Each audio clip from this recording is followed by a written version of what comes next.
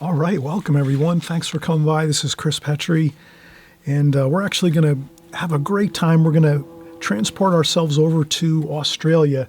As you know, recently, you've probably seen some of my videos. We went to different locations, and we painted different cities, and so I'm just going to continue on a little bit here and there once in a while, and just add a few more cities to my places that I love to paint. It's really exciting to do that. You know, when I'm in the studio and I'm looking on my laptop and I'm looking through photographs and pictures online, or even in books, sometimes I'll see gorgeous pictures of cities all around the world. It's just exciting to paint those and draw and paint those cities. So here I'm excited. I found this photograph. This is actually in Brisbane, Australia. So we're going to take ourselves, we're going to get our mind focused into that beautiful area of the world, Australia. All my friends out there in Australia, I know you're constantly coming to my YouTube channel and checking out my videos, and I appreciate that very much. So I wanted to paint this picture. I saw this online. It looked beautiful. It looks like an outdoor mall with a beautiful cafe, restaurant, Jimmy's. I looked online. I noticed that they said that they were very famous in that area. Jimmy's restaurant was actually one of the top-rated restaurants in Brisbane. And it's open 24/7, so can you go wrong with that? Great food. Lots of people go there all the time. It's always an exciting place. And open 7 days a week. You know, wow, that's great too. So let's draw and paint this. We're going to do the alla prima method. This is my photograph. If you go online, you can find this very simple. If you just type in Jimmy's Brisbane, you'll find this photograph. And we're going to use this. So I'm going to draw this first, contour draw this scene, and then we're going to paint. We'll do alla prima style. That's the style I'm most comfortable with. And sometimes even within alla prima, we do mix in wet and wet methods and things like that. So I kind of use a mixture of all different kinds of techniques when I paint. So here we're just... I'm looking at the scene, and I'm noticing it's just got some beautiful parallel lines. That always looks beautiful in a picture. Lots of parallel lines. That's the sort of the dominant line is like the parallel lines in the picture this way. Tons of figures. This is great too. This will make an exciting painting. Lots of figures, darks and lights were really nice. Some really darks and a mixture of darks and lights looks really nice. And interesting things going on, interesting colors, beautiful greens and golds with the trees and the area here along the cafe, and there's the cafe here. So we're going to, some distant buildings here, so we'll put a little bit of those distant buildings here just to capture that feel of the high-rise buildings in the back here. And this is a real fun painting. We're going to simplify a lot of things, as you'll see. And I'll kind of just take you through my thought process as we create this painting. We're going to take our time doing this. I'm going to probably make this an hour and a half video. I would say it's going to take us about an hour and a half to draw and paint this and kind of get everything all in really good shape and, you know, to a finished painting. All right, so what I'll do is I'll take this. I'm going to actually take this same picture and put it on my laptop across from me in my studio here. I'm working on a table with a little bit of an angle. Just a slight angle on my art table. And I just have some beautiful Arches satin paper, smooth, super smooth paper, some artist tape around it. We're going to tape our border. And we're going to get started doing our drawing. And we're going to have a lot of fun here. This is going to be exciting.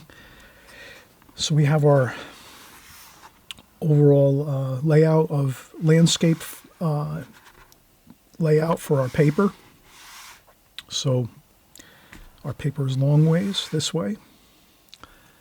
I have to actually zoom back out here. Good thing I remember to do that.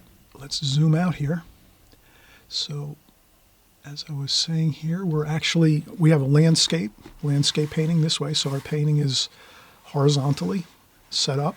And we have our tape around there, and we have a couple smudges already on the paper. That's fine. I like that. That works for me. And all right, I'm going to kind of do what I always do. You'll notice we always do this before we start. We kind of get some points on our tape around the outer borders of our painting just so we have a place where we can start the drawing process, where we kind of have some areas figured out so that we just don't go in willy-nilly. All right, so Jimmy's Cafe here. I notice in the photograph it looks just a touch above halfway on the height of the cafe roof. So let's do that. A little bit, here's about halfway, a little bit above halfway. So we'll put our mark there. Cafe. Zoom out a little bit here. Okay. And it's about halfway across the cafe roof. Jimmy's Cafe's about halfway across, not quite, is the cafe roof. So we'll put it about here. Cafe. So I'm kind of getting where my cafe is located, and there's the cafe is about, the base of the cafe is about here, where there's some flower beds and some seating, some benches and things along here at this height. So I'll put seating. I'm just making notes for myself. You can do abbreviations if you want, or you might even just not even have to put any kind of words here. You can just put hash marks. But sometimes it is good to put maybe some sort of initials, or in this way it's a little bit easier. When you're starting to draw, you're already not having to go back again and kind of look at everything. So seating, top of the cafe roof, roof over here, the end of the building is about here, about halfway across the picture or so. And we can pretty much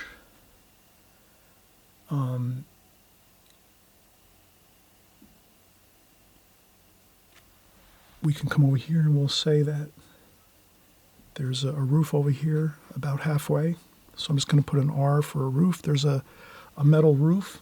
It looks like it's a canopy over another area. That might be another cafe or a coffee shop or something over here, or a store, some sort of shopping store. And there's more roof up here. That starts about here, so I can put an angle, that line up here, I can put an angle, just so I know that this roof that's above here in the picture is going to start about there and then extend into the picture. So that'll give me a good point to make sure that I have a good starting point here for this angle in this upper roof over here. But this is sort of diminished. We're not going to, the focal point is definitely going to be the cafe over here. And also the figures. That'll be important for us. We're going to put in a lot of figures here. And then just below the roof is the, I'm going to put canopies.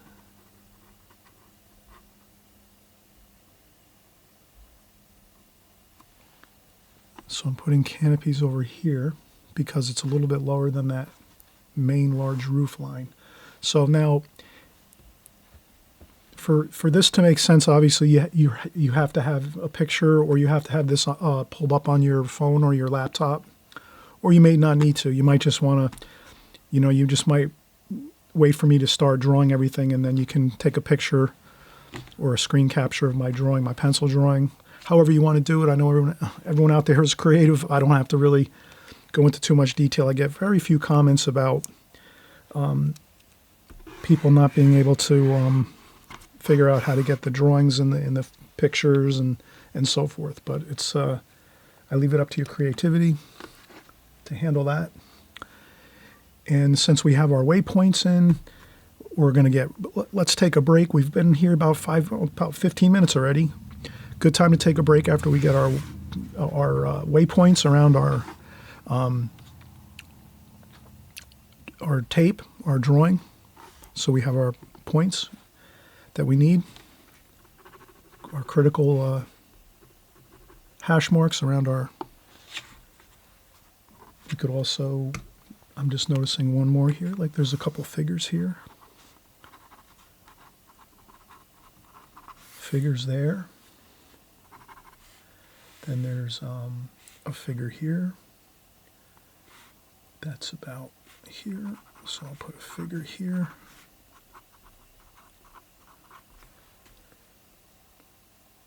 And that should be good.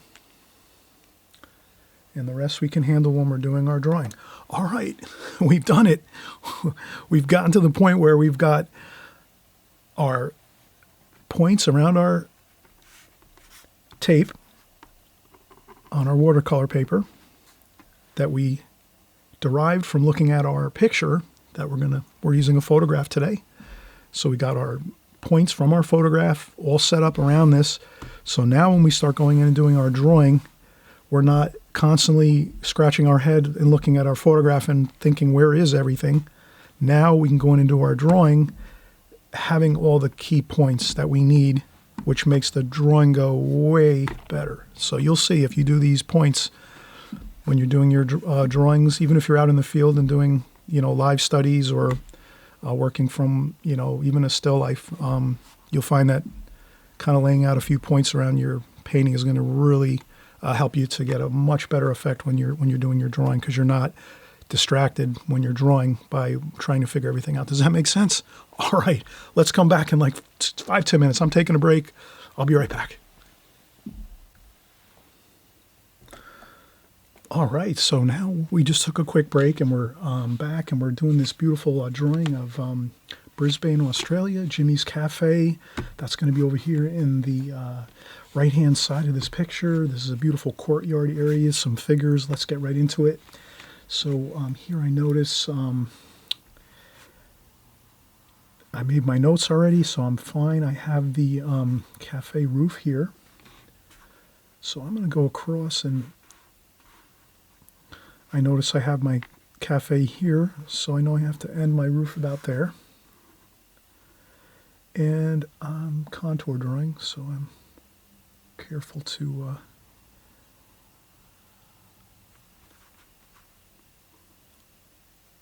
there's some trees and foliage over here. So I'm just taking my time, and I think what I'll do is I am going to start to work in these tree shapes over here.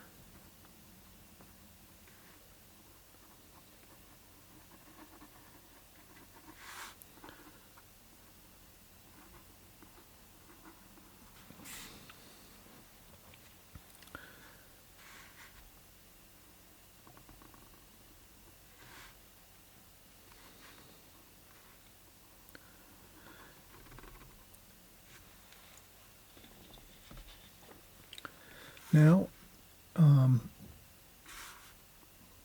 going to continue to work with contour drawing. The great thing about contour drawing is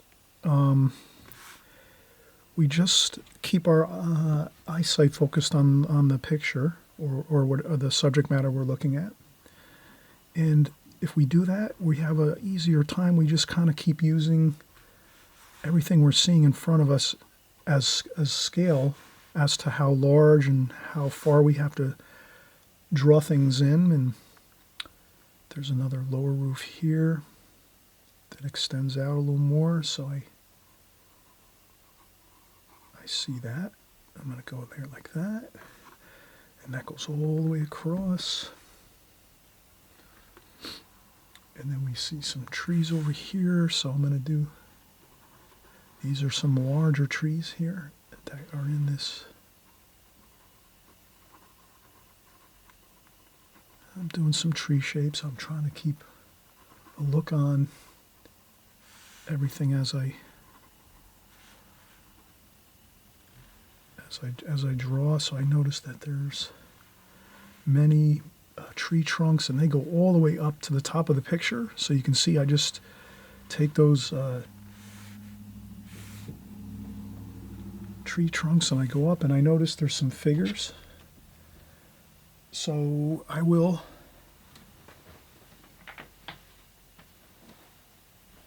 put some figures in over here where the base of the trees are. I said that this was the seating, where there was some seating and things on the picture, like that. And okay, and then there's some figures here, so I'm going to just do some very loose and free looking figures. Legs, I almost don't worry about the legs whatsoever. I just try to get the head and the shoulders for the figures.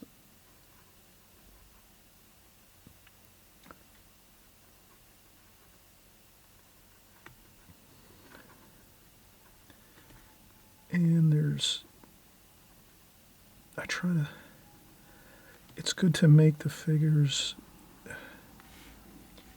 like, it's good to have the figures, when we paint our figures, we can add motion to them. We could tip the shoulders and things. Right now we're just getting the idea of like some figures standing here, and they're, you know, chatting and having a good time here at the Jimmy's Cafe. They may be waiting for some seating to get in. So we'll put these like 3 or 4 figures here. And I always notice that when you do pencil drawings, they always look much better once you start going in and adding color and paint to them and everything. Like, so whenever you're looking at your drawings of your figures and things, don't ever get worried about them. Just get your basic shape of what you're going to do, and don't try to draw every detail. Try to do very little detail whatsoever. Maybe a head and some shoulders, and then just, you know, an approximate of the legs tapering down, almost like a carrot. So, you know, the top of the carrot is up here, and then it comes to the point like that. And then when we draw later, we can add some shadows to the ground and figure the idea out a little more. But there's no need to really get too involved with tons of details. And this is also a smaller drawing, obviously. This is not a large sheet of paper. This is like an 8 by 10 or 8 by 12. So, if that makes sense. And there's more. There's lots of trees over here and trunks and things. So I'm just gonna, and I'm trying to look at the drawing. Definitely use that as a guide.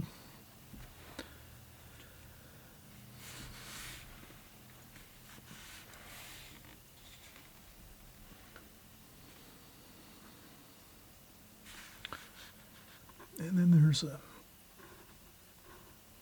light post here, so I'm going to go up here, and the light post goes up about here.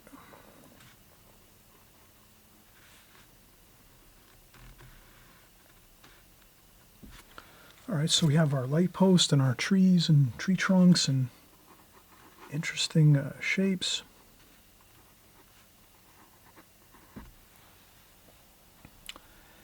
And we have our roof over here. There's some foliage across this roof section here. And I'm just going to go straight across. The edges of the paper, like over here, the edges of this composition here, not so critical as to be worrying about a lot of details over here. The main main details are really, in the central location of the page. Once you start working out into these the edges of these areas, you're going to kind of want to just downplay those areas. So no need to start fussing around with how far does the roof go over here? Is there a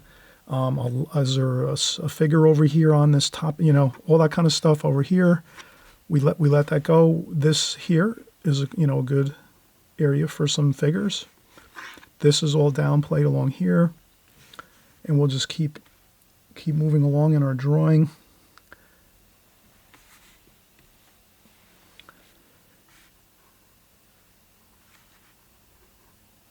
And there's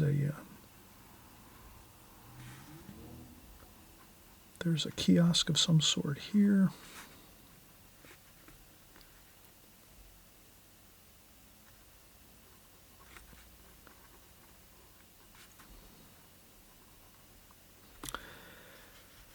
And some walls, and I'm not going to get too worried about that. Then there's this looks like a portion of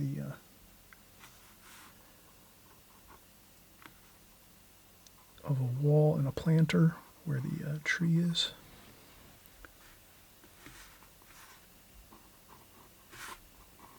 So we have some more shrubs and plants over here.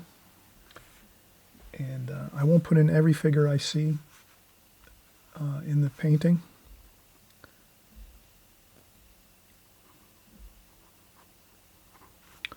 And there's a figure here.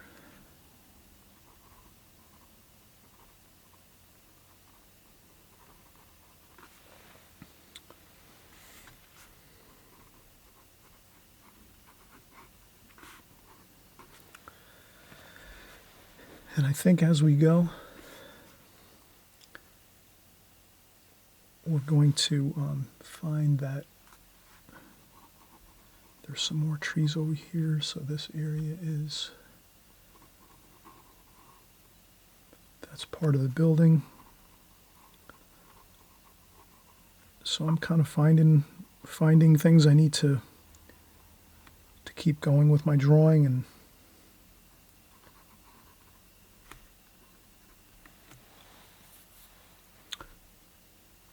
there's a column. There's a column or a post here for this roof. There's some trees over here. In the distance, there's a few more figures. And I'm going to try to, if you can imagine, what really makes this a little more simple is to just kind of remember that we want to kind of keep the heads of the figures around the same height.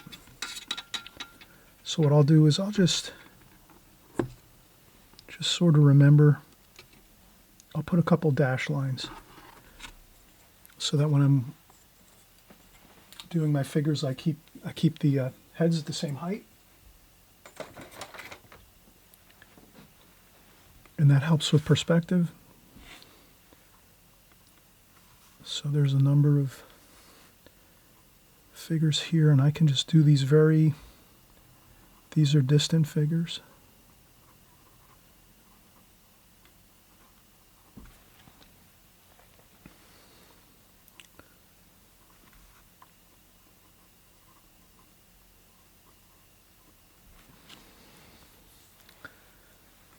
Again, I'm trying to keep all the heads and the figures around the same height from here to here all the way across the picture.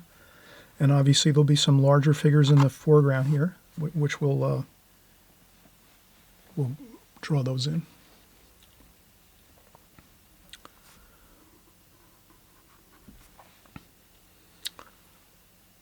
Okay, so we're working this over here. Let's keep working on this section. There's a tree here and some more trees over here. Then there's a building here. Let's get that building in.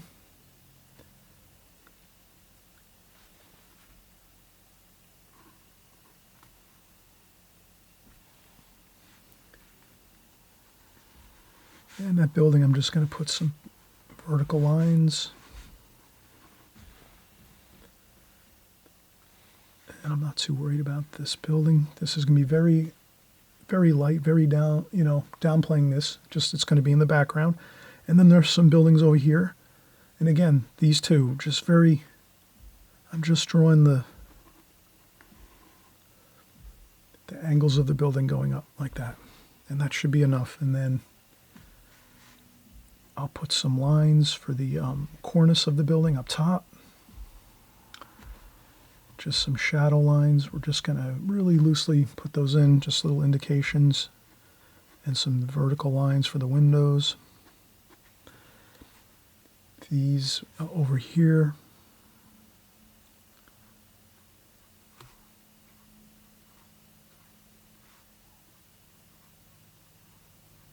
I'll do just some hash marks to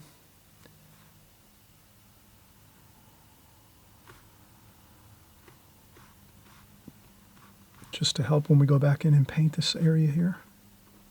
We'll have those hash marks in. Okay, so we have our building back here. Our building's our high-rise building. We have that other building here that's on an angle. And we have our tree shapes here. That's going to be somewhat large. This tree leaves are pretty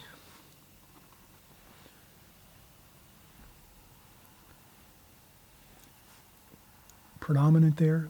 And then we're going to go with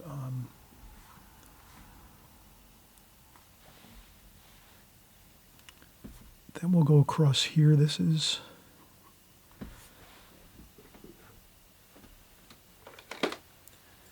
maybe I'll use a ruler. I'll go across here.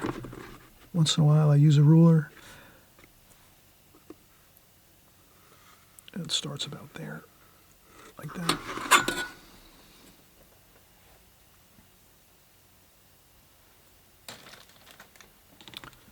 And that's that canopies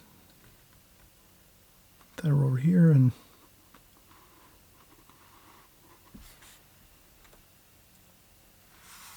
there's some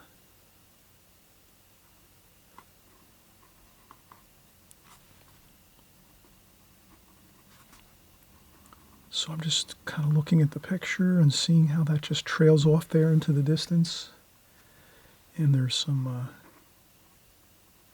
columns here. There's a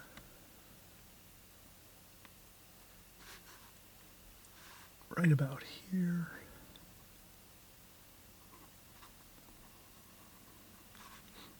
There's a light up above. This goes up here.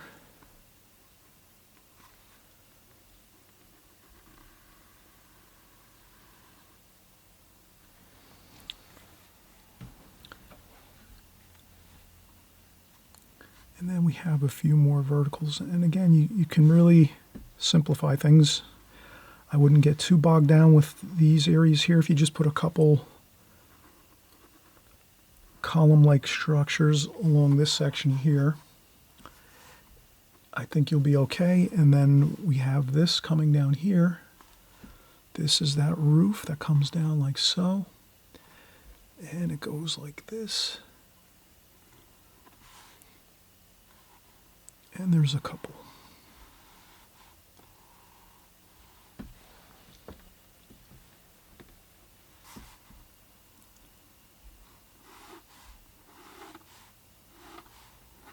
So that's like that.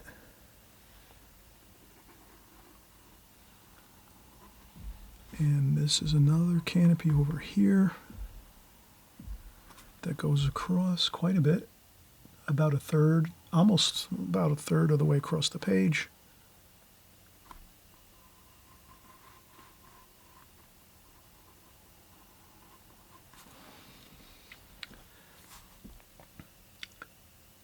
And again, no need to really get to, this like 1 inch, this 1 inch area here, this vertical area here along the edge. Again, it's like this area over here along this side, about an inch, or right along this side here. Not too important to really have to get any detail really there. You kind of just, more of the detail is going to be right in here.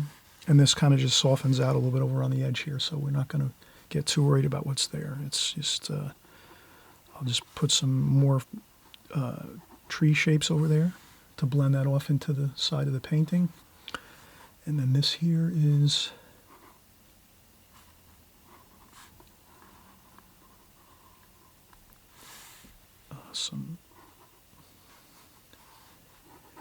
so there's some interesting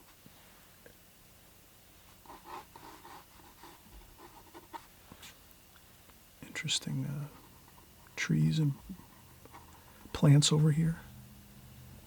And there's a little sign over here. We'll make sure we get that. That's over here, the sign.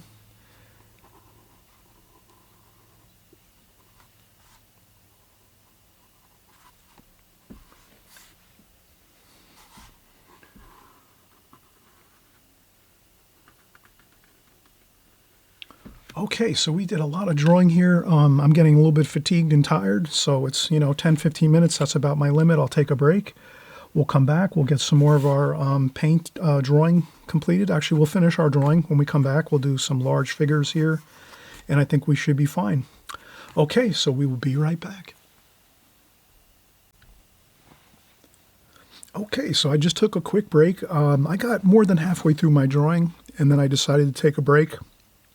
Again, if you feel like you need more breaks when you're doing your drawings, that's fine. Drawings seem to be the more difficult part of the combination of drawing and painting. Drawing seems to be a little more intensive. When we get into the paints, it's a little more fun. Some of us like to paint. Some of us like to draw more. We prefer maybe some more than the other. Like some people just really incredibly, enjoy incredibly drawing, sketching, all that kind of thing. And when it comes to painting, it's a little more challenging. Others of you, I realize you probably really enjoy painting and you're maybe not so much keen on drawing a whole lot. So that's fine too. If you have a painting like this that you're working on and you're not really a huge fan of drawing, the thing is, if you can just get these points on and around your border, if you get those and then you just do some really light sketching of a few lines here and there, you can really work your way through the rest of the details of a painting. You really don't need to do all of the details, but since I incredibly enjoy drawing, so that's why I really kind of do a lot of contour drawing like this on this type of a painting. But again, if you're not really so keen on drawing as much, no big deal. You can really get 90% of this done with just the brush and colors and sort of working with the knowledge you already have. But it's up to you. But I figured I would just mention that. And so let's continue on here. I think we can finish this up. And I just wanted to mention quick, if you're not subscribed, please consider subscribing here. We make these videos every week. Once a week, we'll get into all kinds of different paintings of landscapes, cityscapes like this, seascapes. We do flower paintings, we do sometimes still life, just, like wine bottles and fruit and baskets and you name it. We do everything here at this channel. So this is just a great resource for you as an artist. Maybe some weeks you might not be so happy about some of the stuff we're painting or drawing, but next week you might like it or the week after. So that's why I try to change up my my repertoire here that I do, and hope everybody enjoys it. And again, if you click the notification button as well next to the subscribe button, then at least you'll always know, you'll be alerted when our video comes out, and then you can check on it and see if you like it. And if it's something you want to tackle, one of the projects we're doing, you can join in and join with us and participate. All right, so let's get right back into it here. We have a lot of the drawing done. Maybe just some more figures, I think, and we'll be all set. And I see that there's like a couple here. So I'm going to do the couple.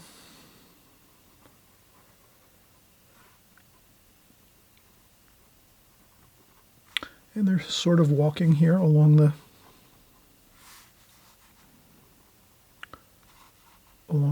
beautiful plaza, and it's gorgeous with all the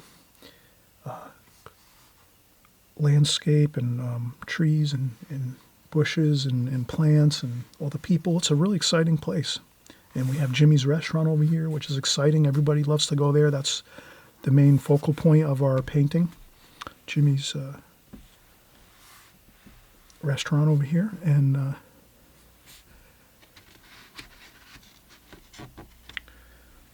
we're going to, this is gorgeous Brisbane, Australia.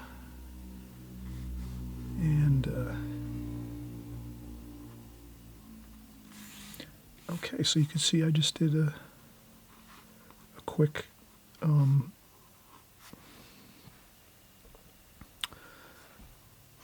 couple here, a couple walking, and then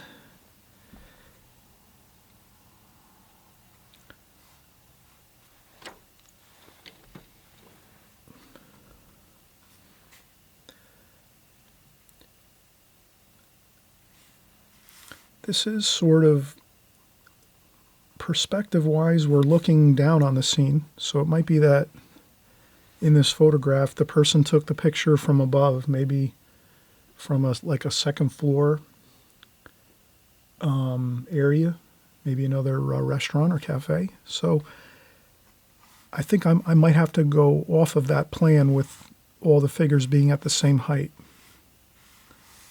because these are... So we'll make our figures over here. There's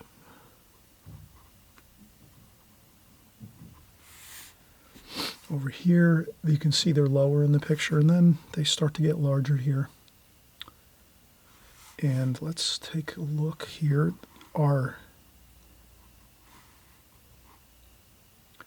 This is a shadow area underneath these storefronts here. So that's sort of a shadow area. And then over here there's bushes, so I just put in those.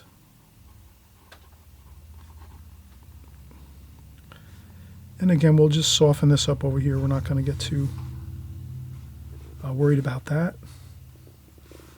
And these are more figures here.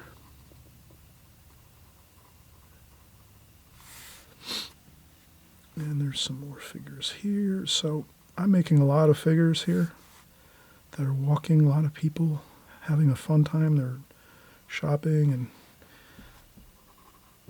walking along through here. So I think this will be good. It will be good. And then there's some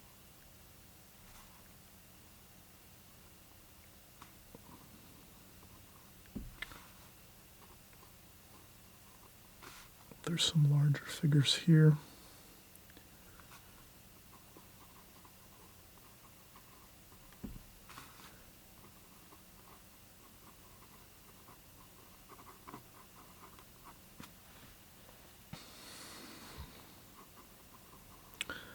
And that figure, he's holding a bag, a shopping bag here, and I just erase a little bit just to get in.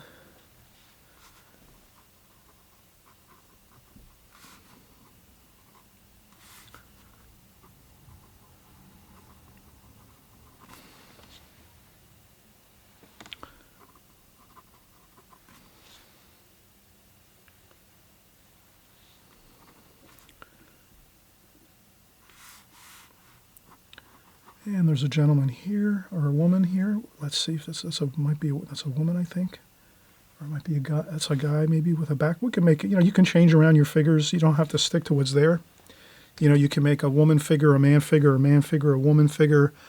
It's all how you want to just, design your painting. And so maybe I'll do this here. Maybe we'll make a woman walking here. I think it is a guy, and she maybe has some shopping bag here as well. And again, this is more just once we start painting, it looks a lot more interesting. I'm just kind of jotting down the ideas of the figures just quickly. All right, so that looks pretty good. So we're going to take another break. We did a lot of drawing here, and again, we're having fun. Maybe we'll just do the quick. We'll do the sign over here, Jimmy's Cafe. And we can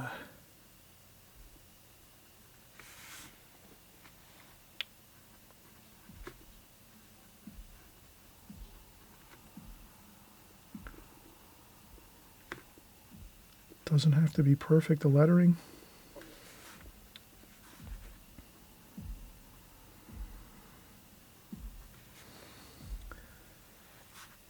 And then there's a little white sign underneath that, just so we kind of catch the abstract of that lettering. We'll be fine.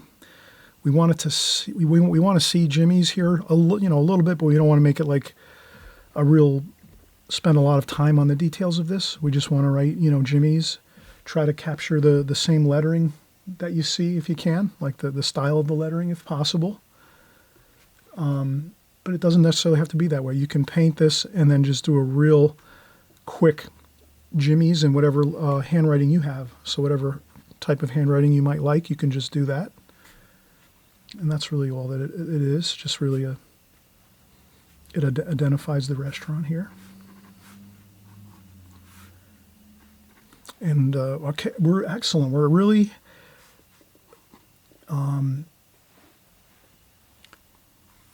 this section over here is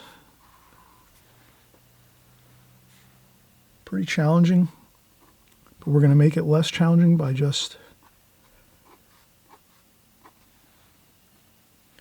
we're going to fill this in very abstractly. The key with complex pictures like this, I learned this a long time ago and it really helps tremendously. If you have a real complex picture or a scene that you're working on, it really helps just to like sort of pick a few sections that are going to have some details and then try to abstract the rest with just blocks of color, blotches of color, beautiful colors, mixing colors, darks, lights, whatever. We'll basically go with the essence of what we're seeing. So in our picture, and we'll check on our picture before we start painting. One more time, we'll look at the picture, and then I'll describe what I'm kind of getting at here. But, there's some same thing with over here. There's all kinds of bushes over here. So we can you can create, and I encourage everybody, create your own subject matter when you have to make it easier to paint. And again, we'll discuss that in just a few minutes. So let's take a break. We'll come right back and we'll look at our picture one more time, our photograph, reference photo, and we'll, kind of discuss how we're going to paint it, and then we'll go in and we'll do it. Okay, we'll be right back. All right, back from a break. We're back from a break. I had some lunch, and let's get back to work. And we're going to look at the picture one more time before we go in and paint. Again, I have this same picture. Let me zoom in here. Okay, I have this picture on my laptop. Let me see if I can move this a little bit. Okay, better. All right, so I have this on my laptop across from me to my right. And what we can see is definitely there's some really good darks here, right? There's all this dark up here. There's all these darks here all the way back there. There's more darks under here. Let's start with the darks. That'll definitely, and there's some darks under these trees here. So if we start with these darks, I think we're really going to be at a benefit, because they're easy to identify here in this painting or in this picture, the darks. They're easy to identify. We can really see them. And if we do that, that'll be a real powerful part of the painting is the darks. And then once we get those in, then we can start working in our figures and some of our other middle tones, which would be like the reds up here and the whites and the grays and the grays back here and the tans and golds. So there's all little subtle colors throughout the picture. There's more pops of color here in the front where the figures are, so we'll get those, of course. But let's start off with the darks. I think that'll really help us. It'll feel like we have a really large amount of painting done once we get those darks in. And let's start the painting. All right, we'll zoom back out. And again, I have my palette set up here. Soft, moist paint, that's the main thing. Doesn't matter what palette you have. As long as you have nice, soft, moist, goopy paint in there, you're going to have a much better look to your painting. Okay, now this is like an 8x10 or an 8x12 painting, so we're not going to use really large brushes. We're going to kind of use, you know, small to middle-sized brushes. I'm going to do a 6 Raphael to start with, and fresh, clean water, and we're going to go right in and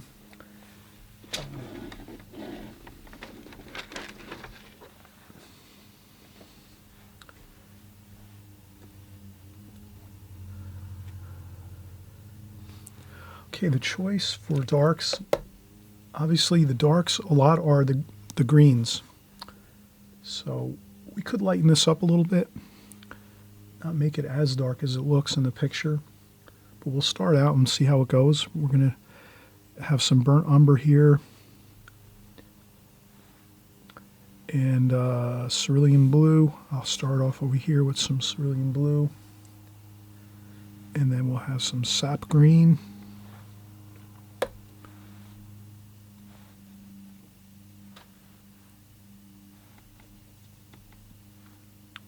And some yellow ochre.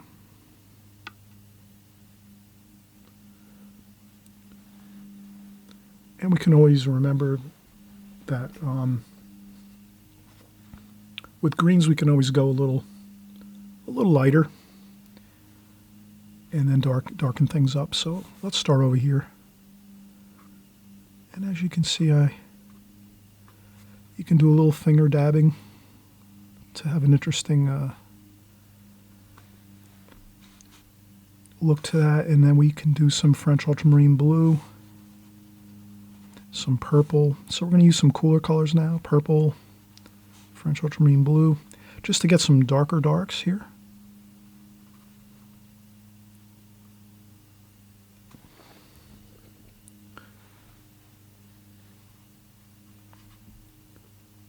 I'm going to try to leave some of those, there's some structural, you know, there's some like cables that look like they're cables hanging from the ceiling, maybe holding up some of the other structures over here where the canopies are. So I try to keep those, maybe a few of those in. So I'll paint around that, leave a little area of here again. I'm not going to make a big deal of the side of the picture.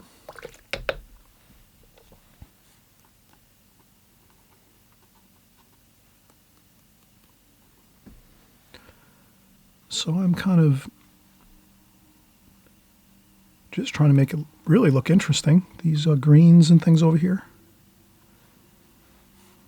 Some golds and greens and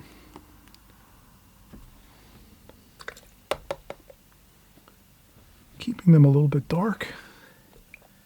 And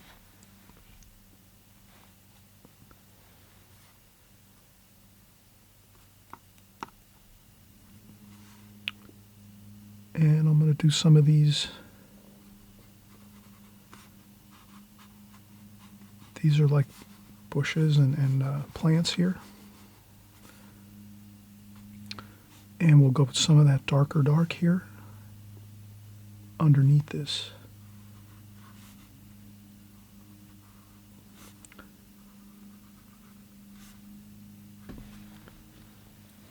This is almost, if you can imagine, when we're painting these, I mean, we know these are,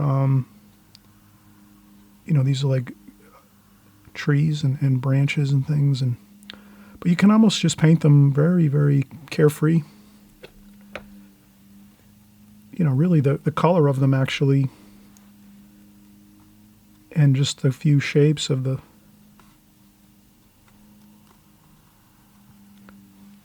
shapes of things really just kind of, it gives you the freedom to just kind of, you know, fire it in, to go for it, splashes, a little bit of finger painting. No one's really going to be looking at that so much. I think the real focal point is going to be like the cafe, Jimmy's Cafe, and the figures, and the close-up figures especially. So those are going to be like the main stars of the picture.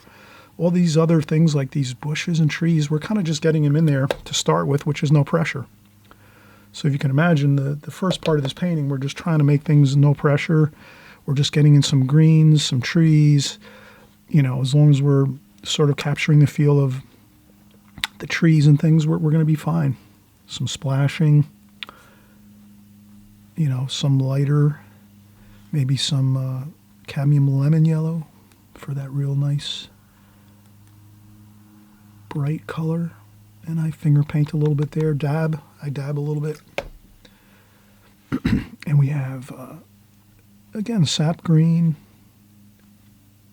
cadmium lemon, sap green. Those are two great combinations for the lightness of the trees up here. Then as it gets a little darker, we can mix in with a little bit of the French ultramarine blue and purple under there like that. A little bit of the burnt umber. Kind of a warm and cool feel. If we were just to go with nothing but green, it would look kind of boring.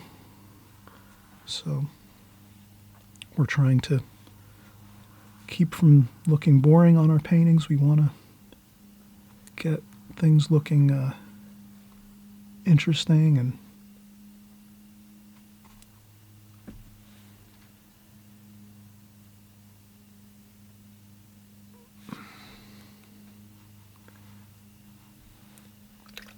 again, you can even start to think about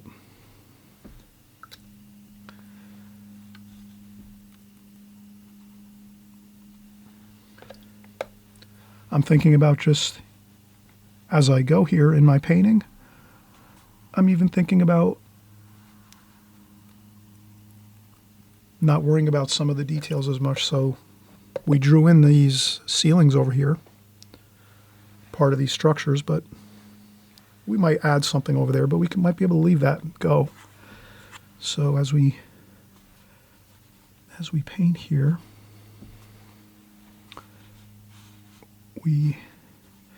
as we paint, we can kind of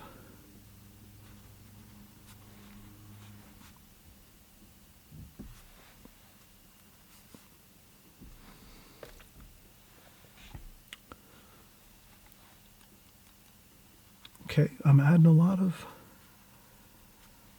that interesting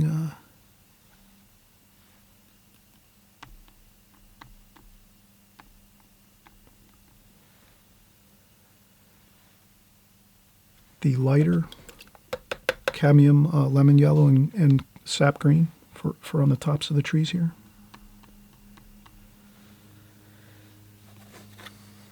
And I'm trying to be mindful. I keep looking back at the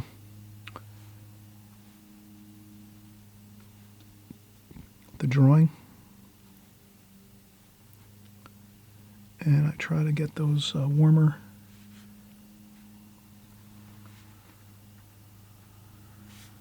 some of those warmer tones in there, tonal values.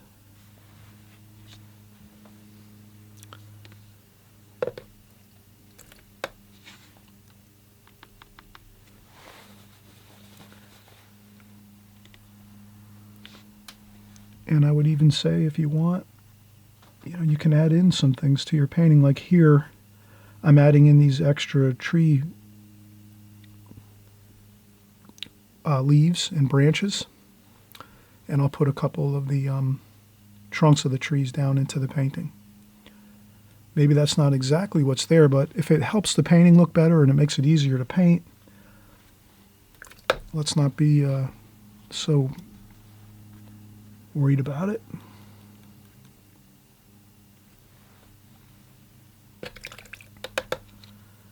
And I wouldn't worry about some of the splashing, since we're doing a decent amount of splashing here. If some of the splashing goes down into to the bottom of the painting, that's going to be fine. It's going to kind of all tie together and look good when we're done. So we're going to get back and keep going with our golds and greens and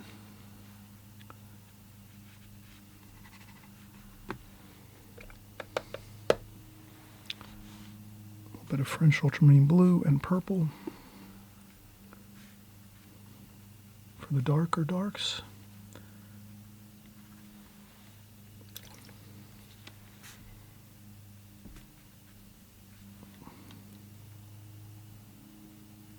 Go. Okay.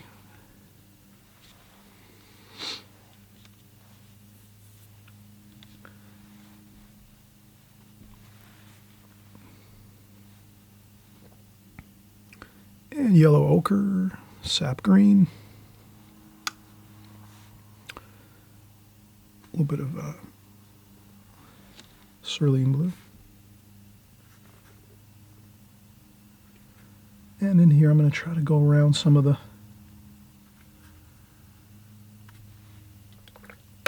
shapes over here.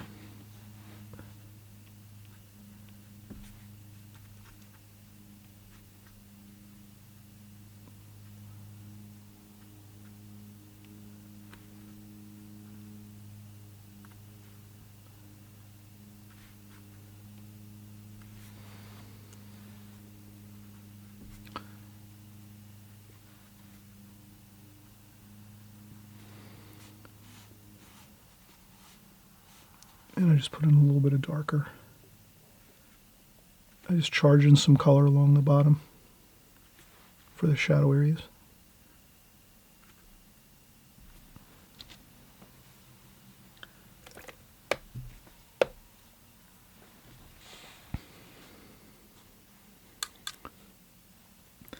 Then we have some gold and brown colors with a little bit of purple for under here, under the cafe area.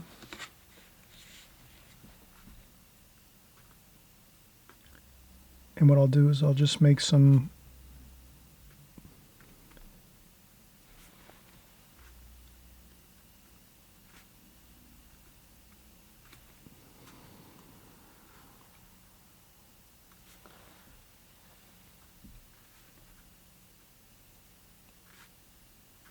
darks. I'm going to fill in some darks over here.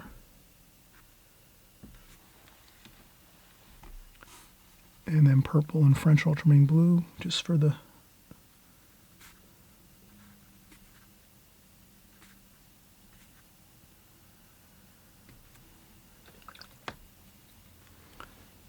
and then some of the gold and brown color to mix in.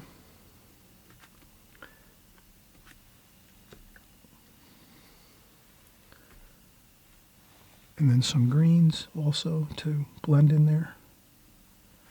And that's sort of the good feel for the underside of that Jimmy's Cafe on that first floor area. And there's some greens. It looks like there's a outer roof area. So if you can imagine, there's some trees and things on the interior of the cafe area on that first floor area. So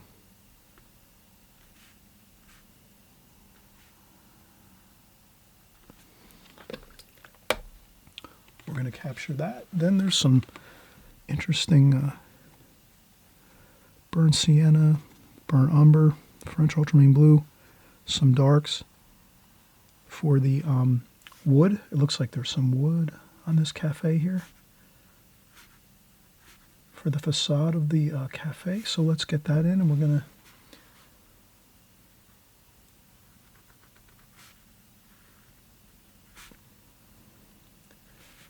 and I try to leave some spaces where the branches are for the trees and the trunks and things. That's always important to try to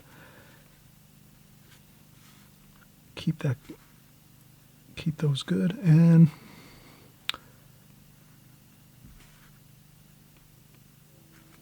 we'll go around the lettering here.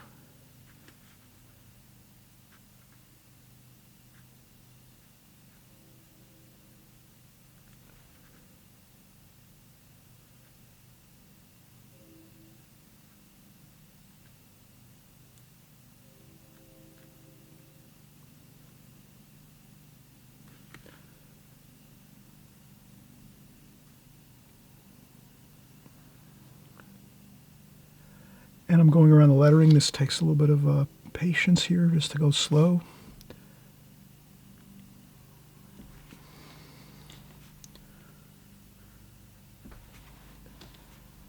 And that's all. That's really, I wasn't looking to get it exactly perfect. Enough that we know what that is. That's the cafe. Jimmy's Cafe. In beautiful Brisbane, Australia. If someone that lives in this area, they'll immediately recognize that that's what this is, because they'll see Jimmy's there, the name, and that's a famous place, and then they know. And then they'll see the rest of the scene, and it'll just all, if we're not familiar with the area and we don't live here in Australia, then it's a little different. Then we might question the color of the, or question the lettering. But since we, and that's pretty good. I think that's pretty clear. It looks like,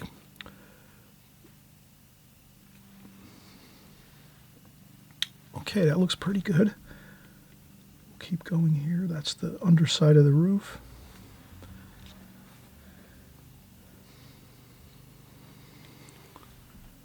And then we'll negative shape paint. There's some branches and leaves over here and some foliage. So let's do that.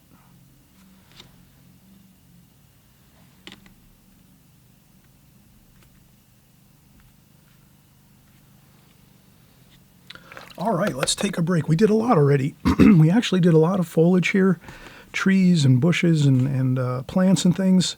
So we're really, we have a good feel now. We're sort of really have a lot accomplished with our painting. And we can just slowly work on this as we go. Keep stepping back, take breaks. We're taking breaks. We've spent maybe 20 minutes now painting this much. Let's stop. Let's take a break, 10, 15 minutes, let things dry a little bit. Come back. We'll assess it as we look at it when we come back from our break. And then we can kind of start developing like a plan of action going forward. So we said we wanted to get those darks in, and we did. We got all our real darks in here, all through this section here. And then we're pretty much, we do have some more darks in here in these storefronts along here. But other than that, and we can even lighten that area up if we want to. So again, once you start your painting and you're feeling confident and good about it, you can start making more decisions on how you want to paint the rest of it. You can change things a little bit. So we're going to do that. We're going to change maybe these storefronts. We're not going to maybe make as dark, or maybe we will. We'll see as we go. But we definitely want to take a break now since we did quite a bit, and then we'll come back.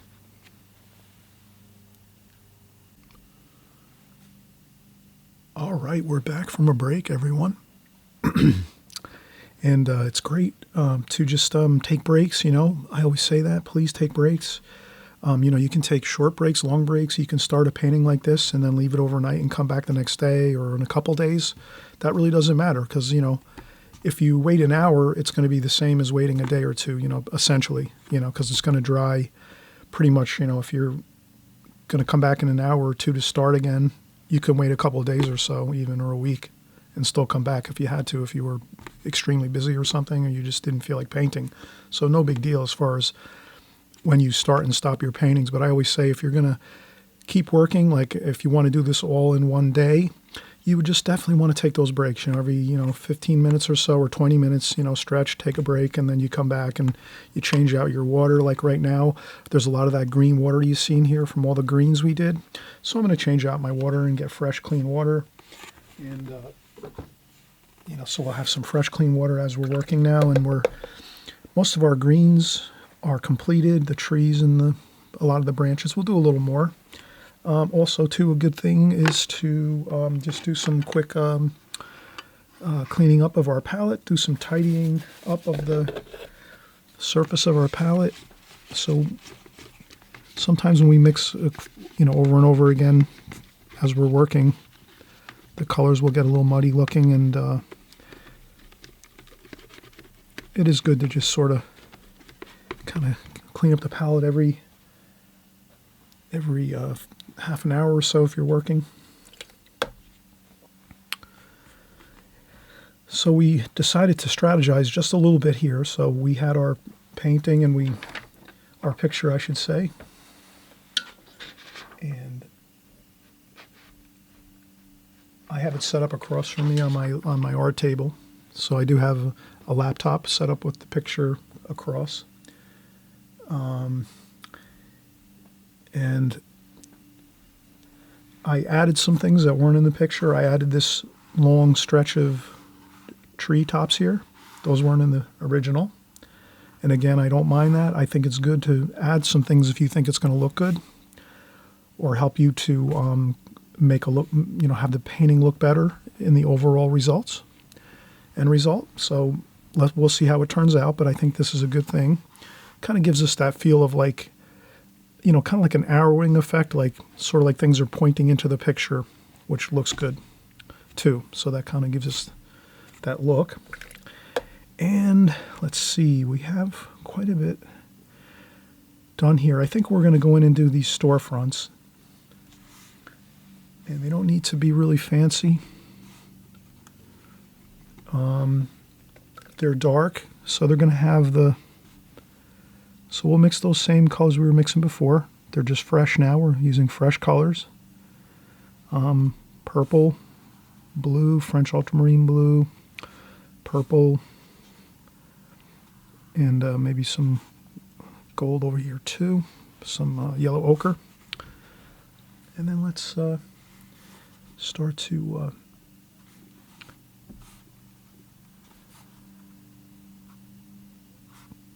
and again, this is pretty pleasing in this painting. If you see some shapes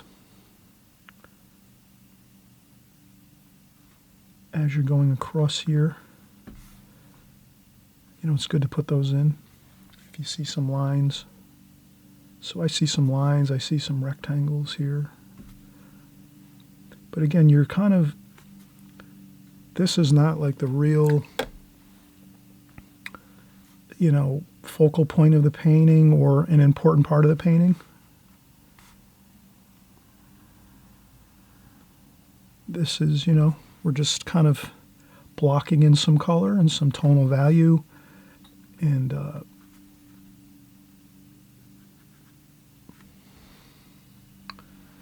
we're using the white paper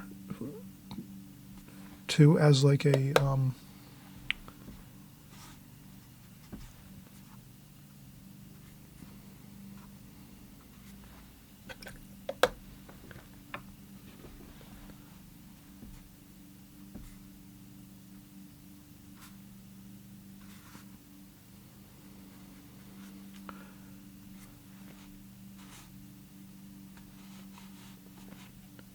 and we can make some darker burnt umber and French ultramarine blue.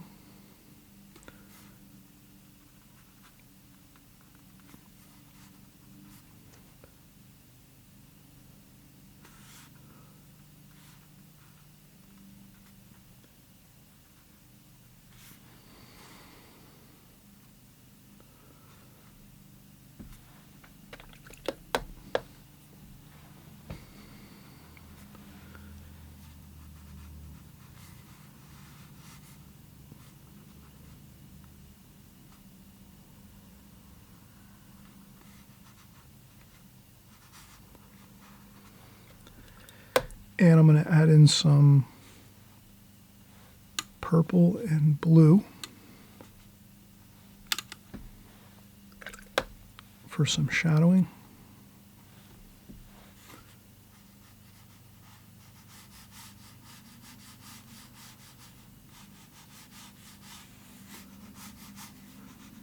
And we're going to paint over those, we're going to paint those figures that we have here.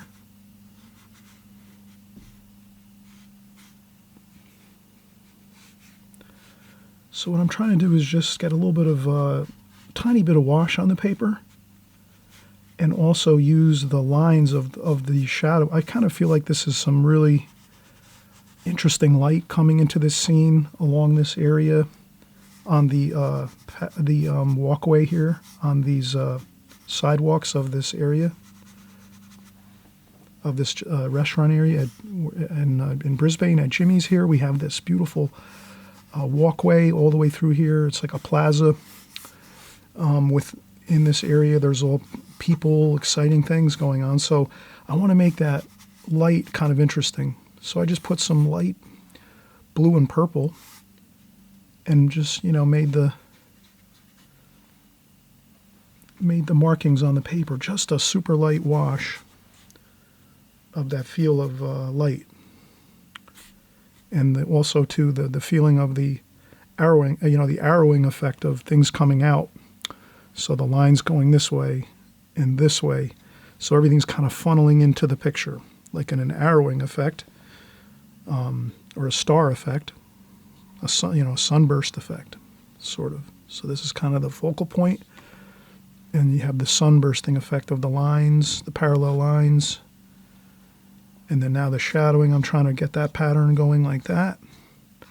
So if we can get those kind of patterns going in here subtly, it'll help things to look exciting. So let's keep going here, and we have, let's do some shadowing.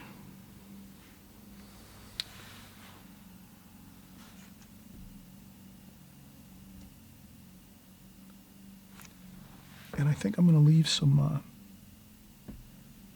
I'm definitely going to leave some decent amount of white paper here. I don't want to go too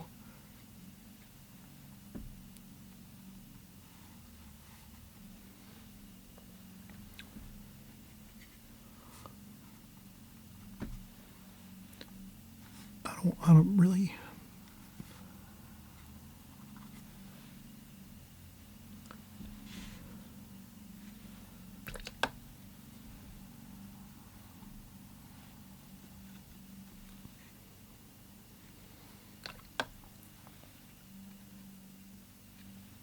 cerulean blue. That'll give us the feel of the sky over here.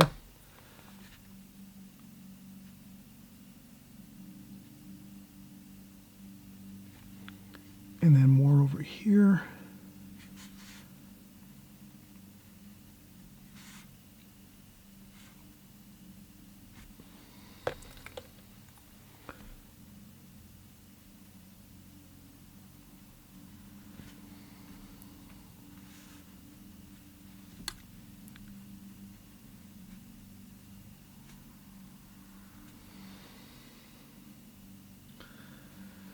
And I think that little bit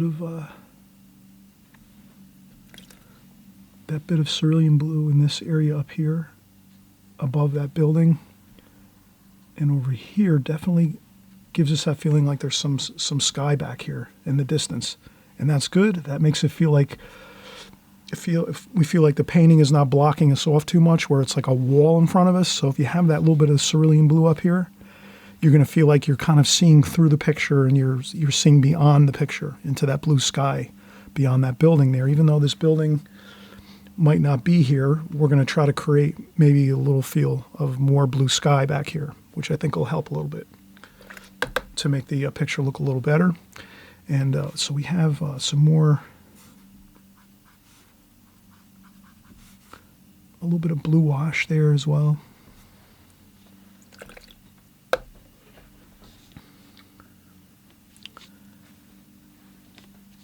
And I'll use just a little bit of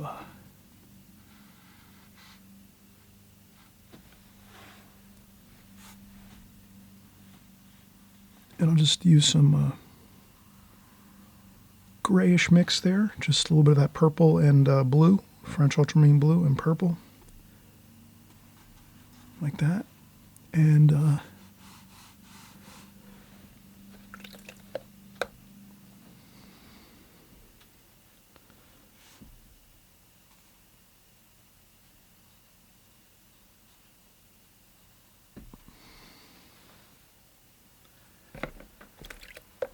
and again, no one's going to really be too concerned with this over here.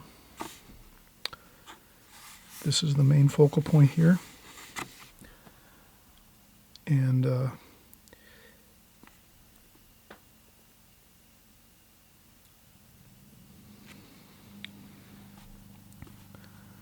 I see that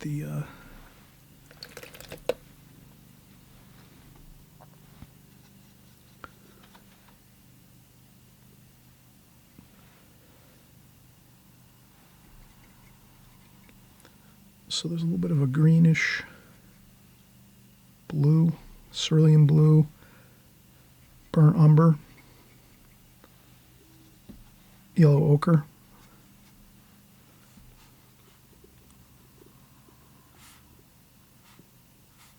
So I'm going to put some of that in here.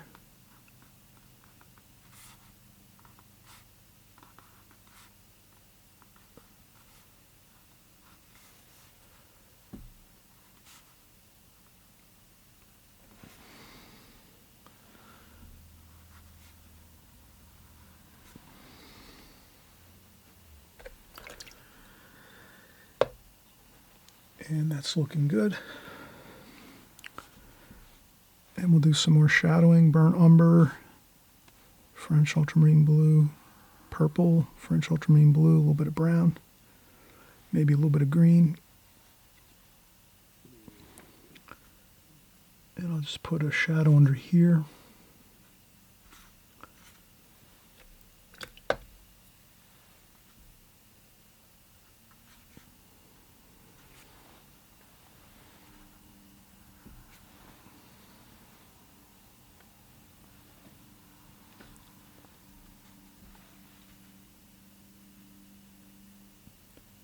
And there's a kiosk stand here, it looks like.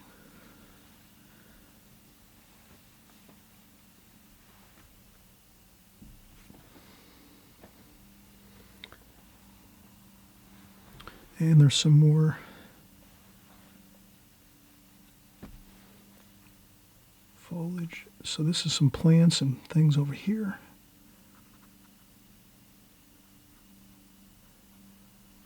Little interesting color of some cadmium lemon yellow. A little bit of green, sap green there. A little bit of burnt sienna.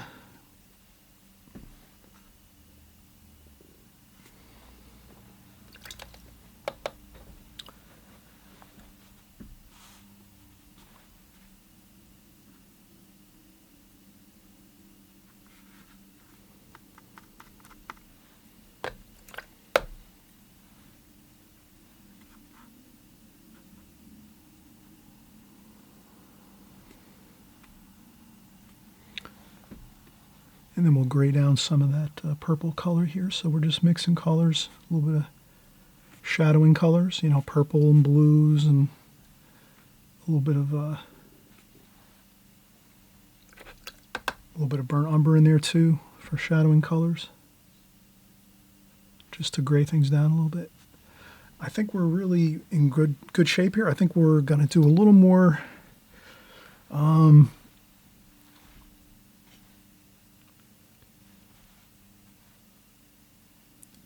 sap green, burnt sienna. Here's another. I don't necessarily see this in the picture.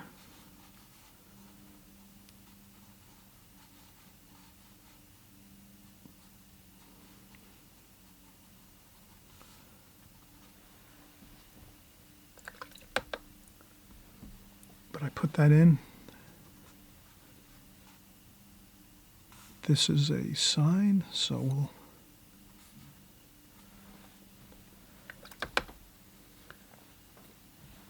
we'll put in the sign here, burnt sienna, burnt umber, cerulean blue.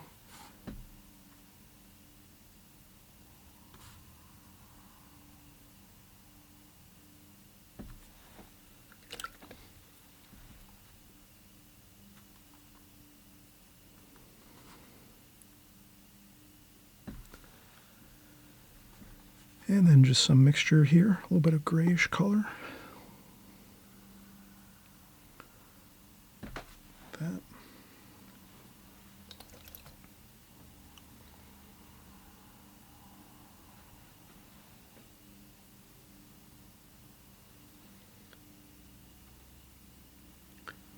Okay, we're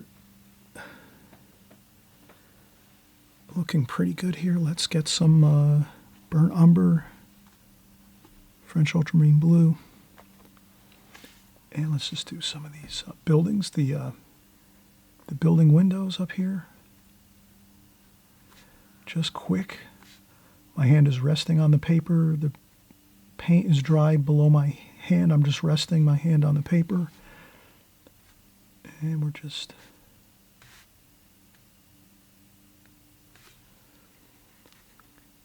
I'm just trying to...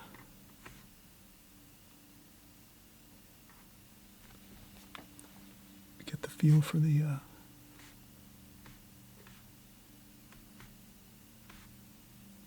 buildings. So the building's back there.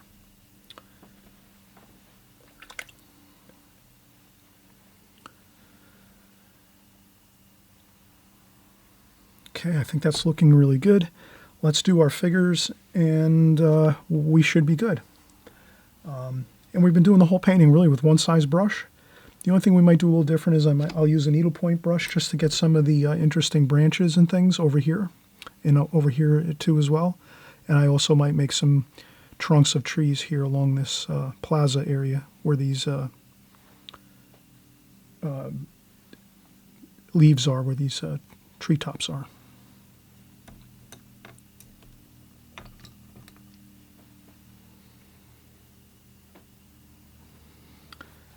And maybe I'll do that first. I'm going to get in the tree trunks. So I'll mix up some, just some burnt umber, cerulean blue, sap green. We'll start here.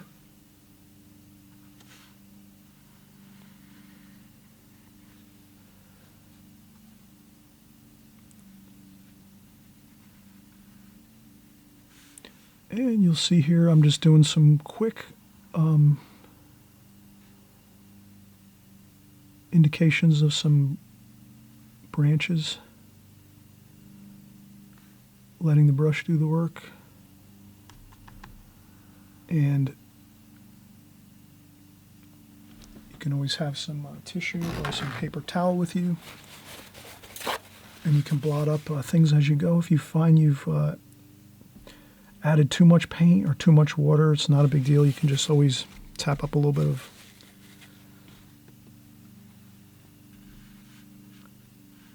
paint. That's not a big deal.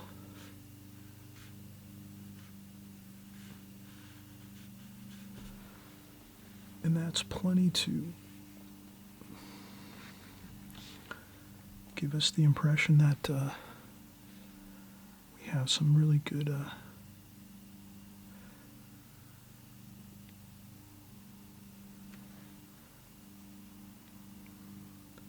and again, I took artist liberty to make some tree trunks here and tree shapes. I hope that's okay. Maybe it's not exactly 100% the way it is in real life, but it's always good if you can to leave the option open of adding some things in to make things easier for the painting to look better.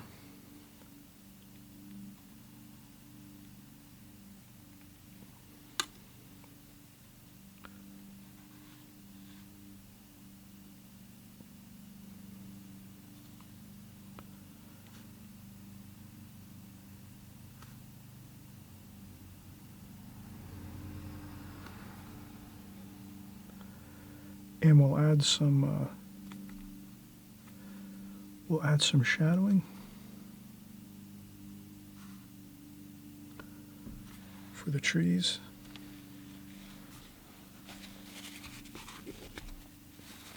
We'll cover that up with some figures over here.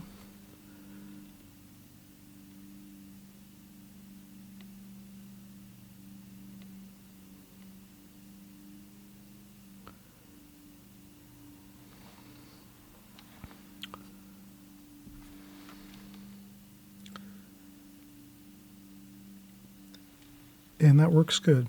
You know, you do a couple, just a few trunks of trees here. And it ties in really nice with the green leaves we put up here.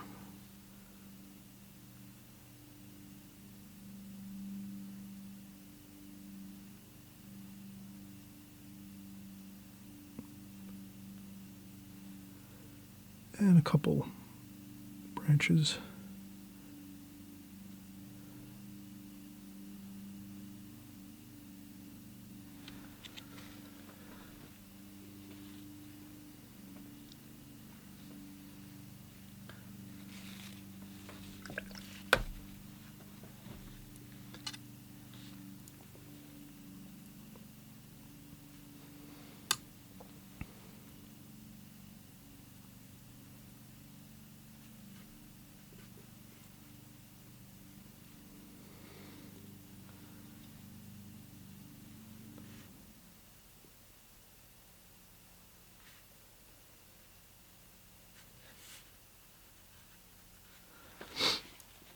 Okay, that's really about it.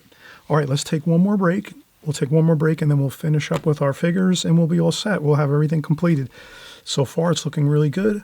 We accomplished what we said we wanted to, which was get our darks in first. So our large areas of darks, the trees here, the beautiful cafe, Jimmy's Cafe here, and then the darks over here. And then now we have all the lights left, and then we just started putting in some lighter tonal values, some lighter washes, just to get things looking overall pleasing. And now when we add in our figures, everything will look all perfectly put together for a finished painting. Okay, we're going to take a break and we'll be right back.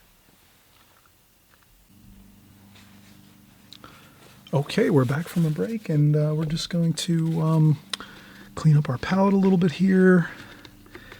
Get some of that paint off that we mixed up before. There's a lot of grays and mixtures in there we were doing with all different colors. You can mix to your heart's content when you're mixing paints, obviously, but eventually the palette does get pretty,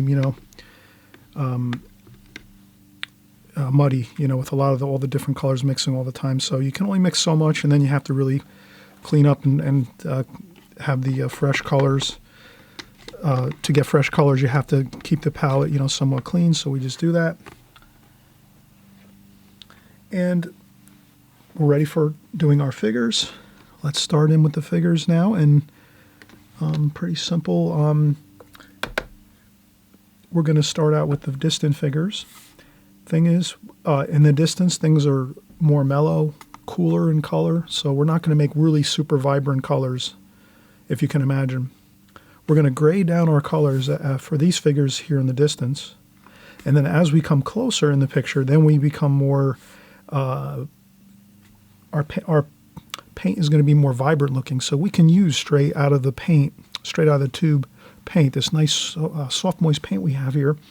We can use that, straight paint, maybe straight color, maybe like a beautiful red shirt or an orange shirt or a pink shirt. Any color shirt or jacket, anything you want to make, you can make it almost pure color with like no mixtures. But if you're in the distance of your picture, like back here, you'd want to definitely gray the mixtures down a little bit. So if you were going to make like pretty much the best bet is to just keep things very mellow back here, very light indications of the figures and the clothes and the things that make up these figures in the distance here. So let's keep that in mind as we're gonna go here. So we're gonna have some.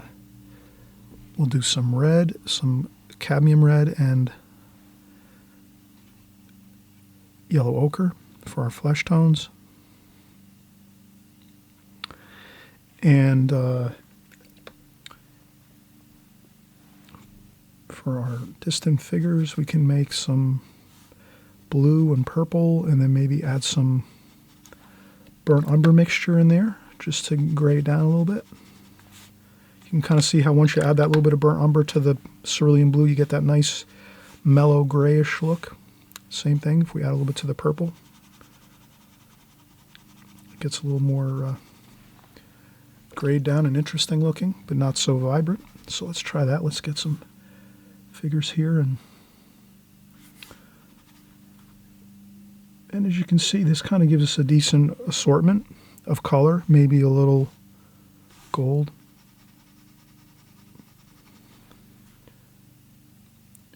But more in the blue. Blue is a little better in purple, like keeping things cooler.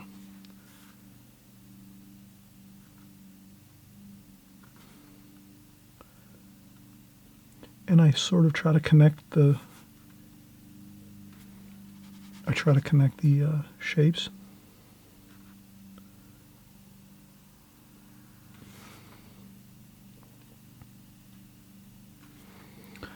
And we can go in with some darker burnt umber, French ultramarine blue. That's a little bit of our darker mix, maybe for the legs. A little bit of the shadowing. Let's make the shadow small.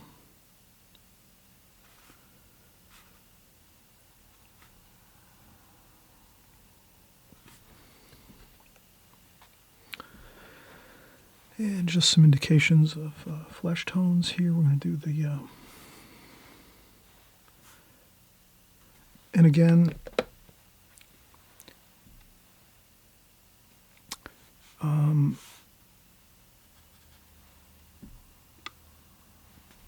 we could take some purple and gray down that red a little.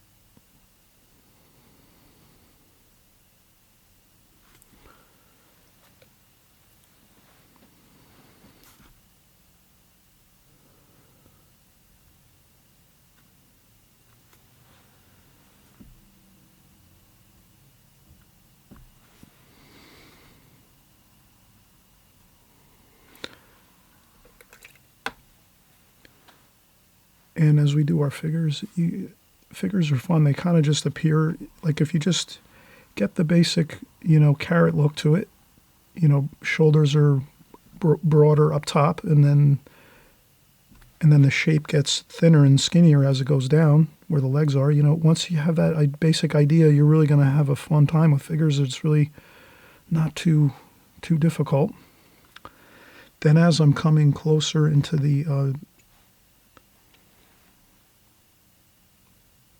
so here my flesh tones will be more red, more vibrant.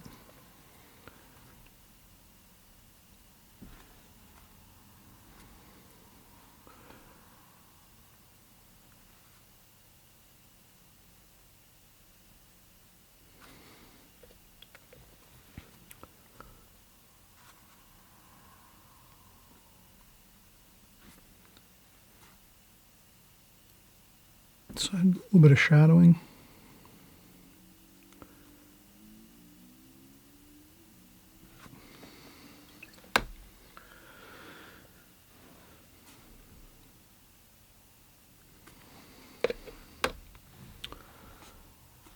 And the colors are getting more vibrant right now because we're getting closer to, let's say, closer to the camera or closer to our eyesight. The more closer the figures are, again, we were saying before, the more vibrant the colors. So we can add some more vibrant color to the figures.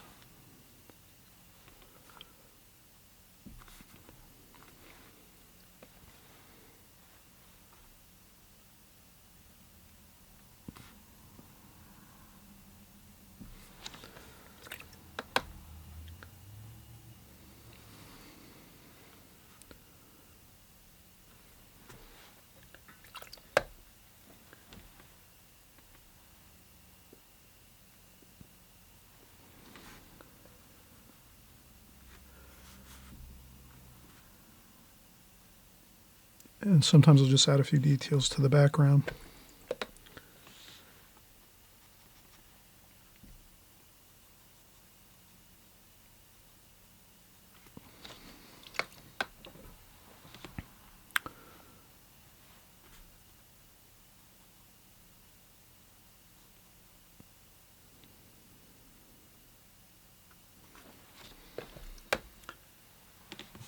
And I can gray down some things too here. So I made some trees back here. over the tops of those figures just to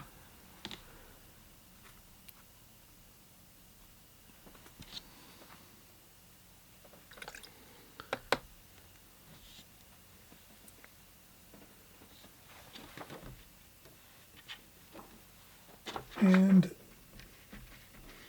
I'm going to reference now my photograph that I have on my laptop.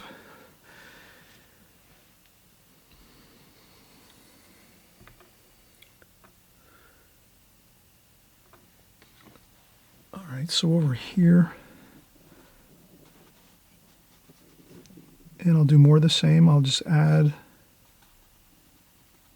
French ultramarine blue, purple, burnt umber, burnt sienna, make a darker mix. Now that I'm going to start to do the figures over here.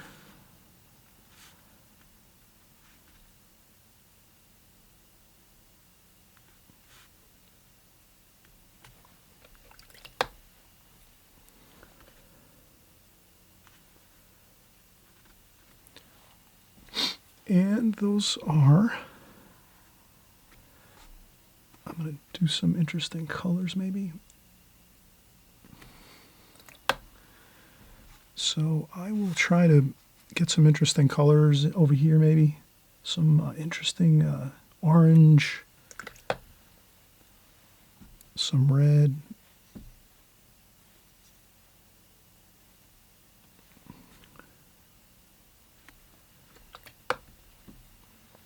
Maybe some cobalt blue.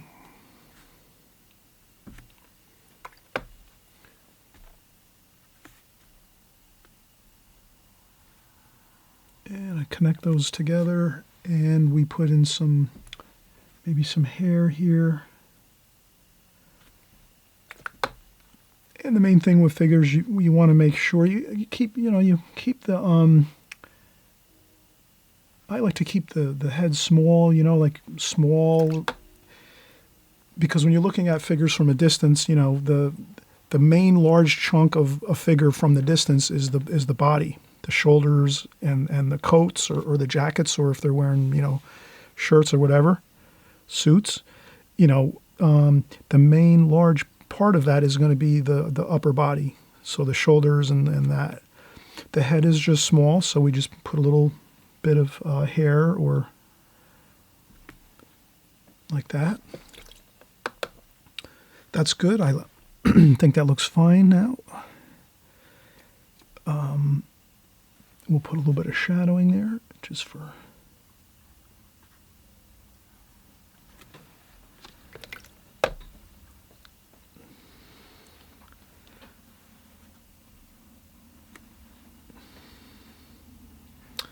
Then we're going to work on this figure here up front, close to us. So I'll put a blue shirt, cerulean blue. I leave the top of the shirt lighter. That's where the light is striking from above. The sunlight is coming from above. So darker at the bottom of the shirt, lighter at the top.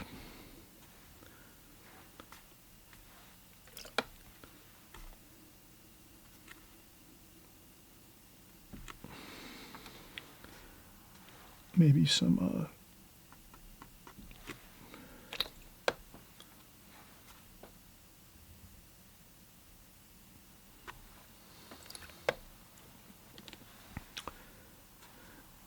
and we'll do some hair.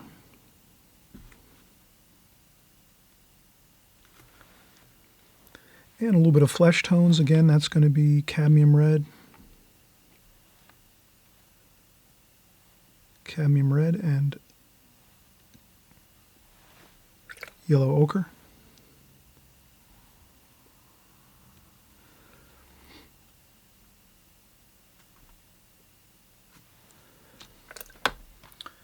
And this person here is carrying some shopping bags, so we can make some French ultramarine blue and burnt umber, a nice dark like that. That looks pretty good. Let's just add a little more like that. Perfect. Then we have another person here.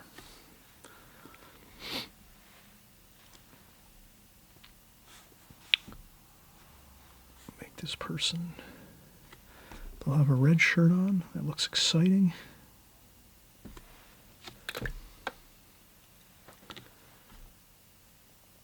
And lighter at the top.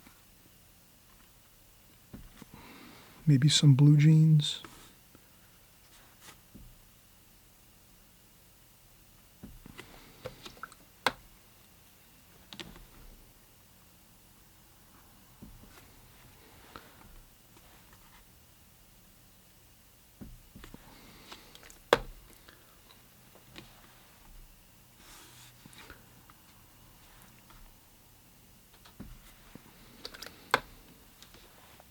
And flesh tone. So we're just going along at a nice pace here.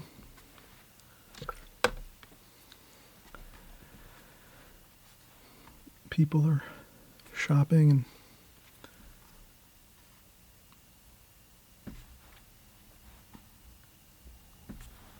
and you work your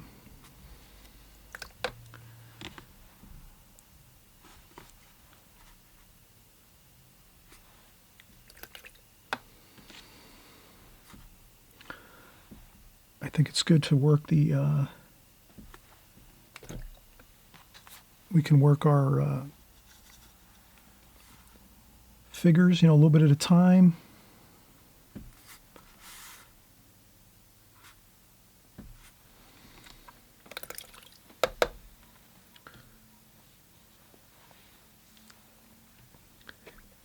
And then we had a couple figures in the front. They're looking more, they're well dressed.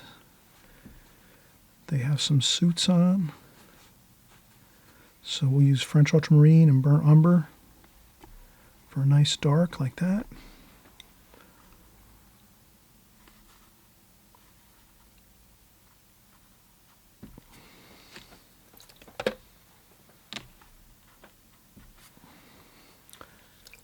And the female, there's a, let's see here.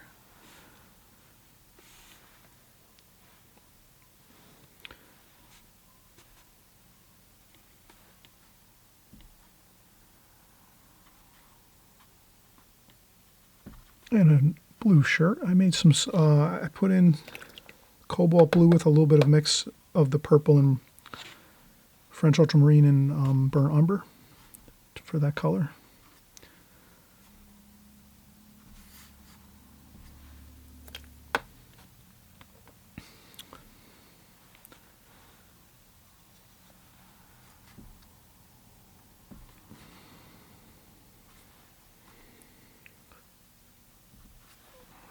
And we have, again, we can use burnt sienna, yellow ochre.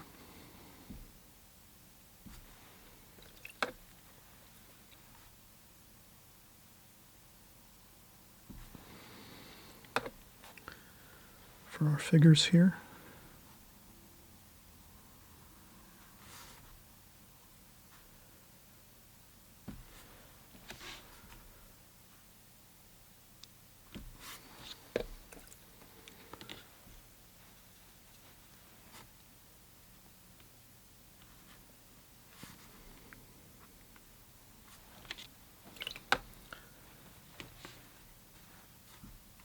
Now the best thing, if you get in trouble with your figures a little bit, or you start to try to mix colors and mix washes on there, it's best to let them dry. So let's do that. Let's take another break. We went pretty good here. We did a lot of figures, and I think they look pretty good overall.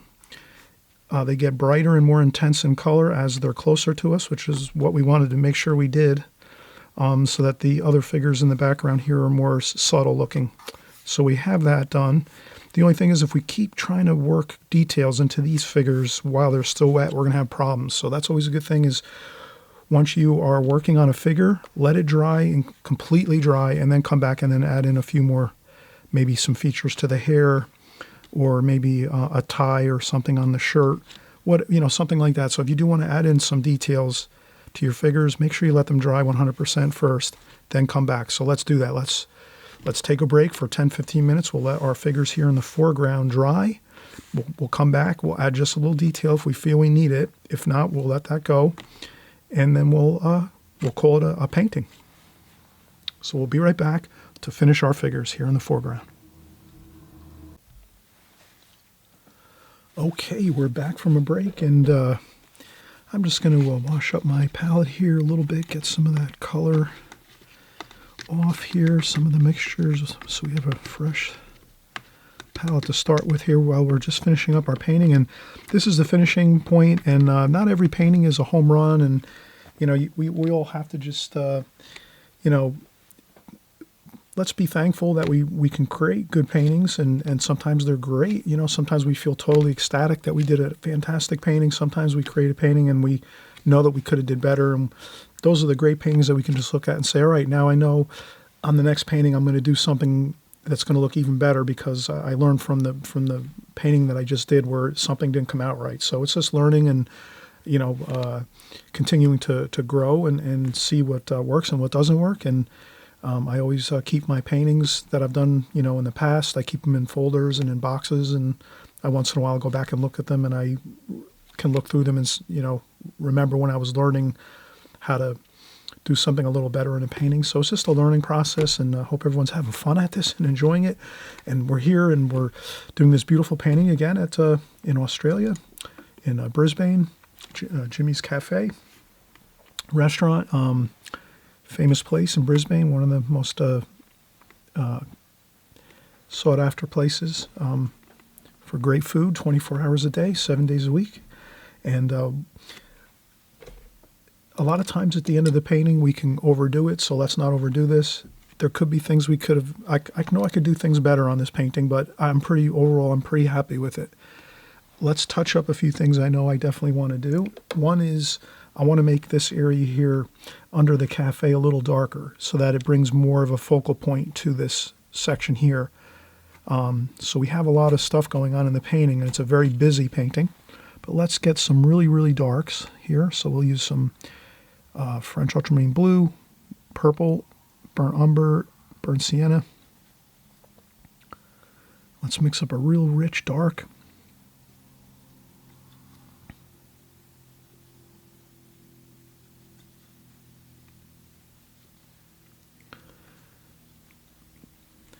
And I just want to...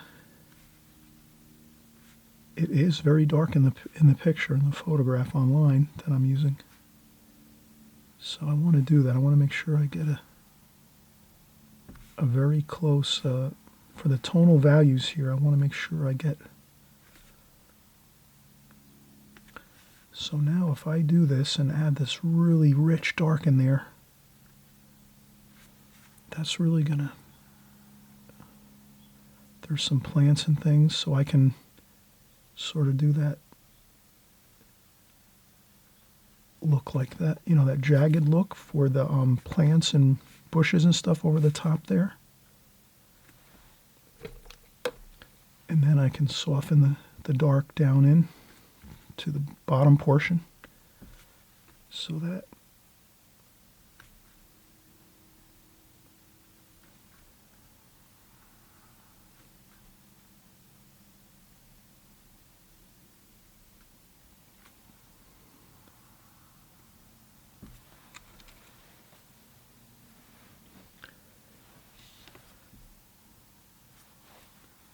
and I did notice too that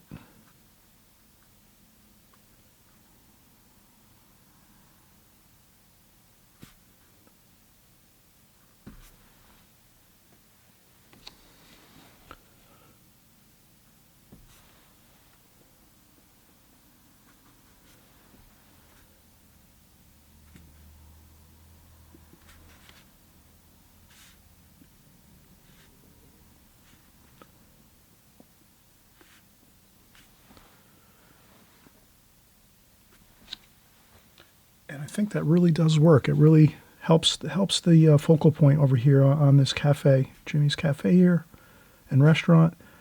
It helps to make this the focal point a little more, stands out a little more. That dark really makes it look much better.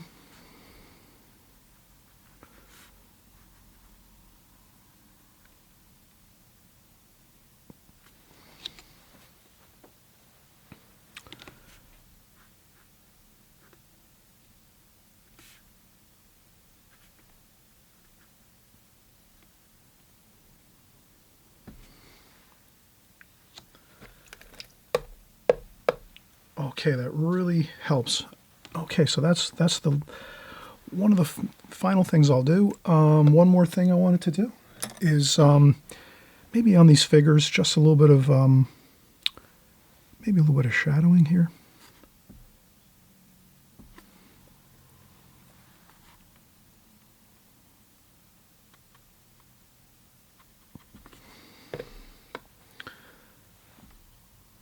And maybe here I can do some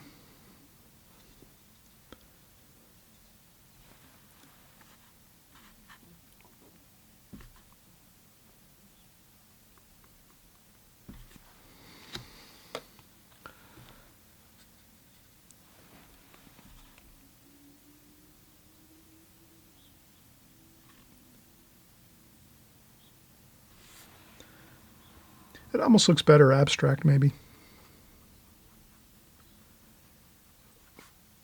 without too much detail. So maybe some sunglasses on there.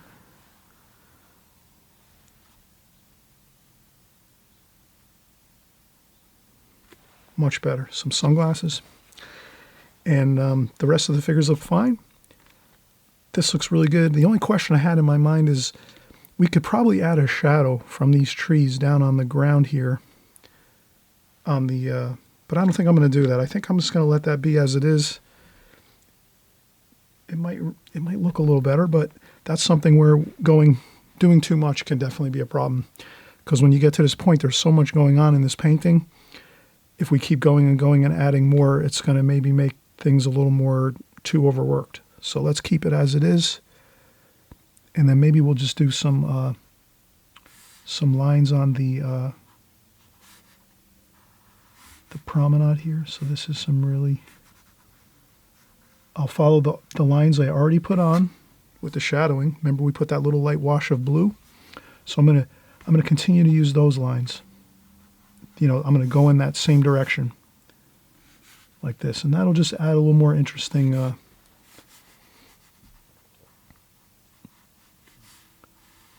and then a couple going this way. So we're just sort of making a little more interesting effect on the ground, on the sidewalks here in this promenade here.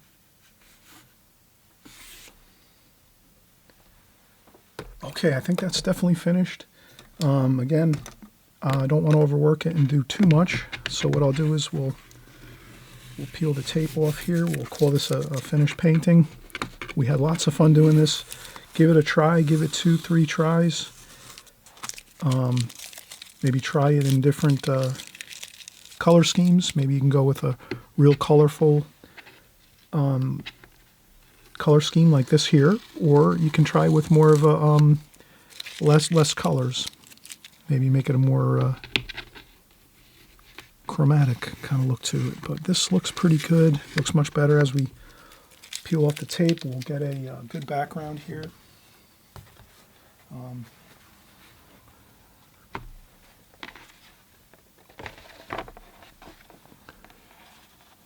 And we'll zoom in.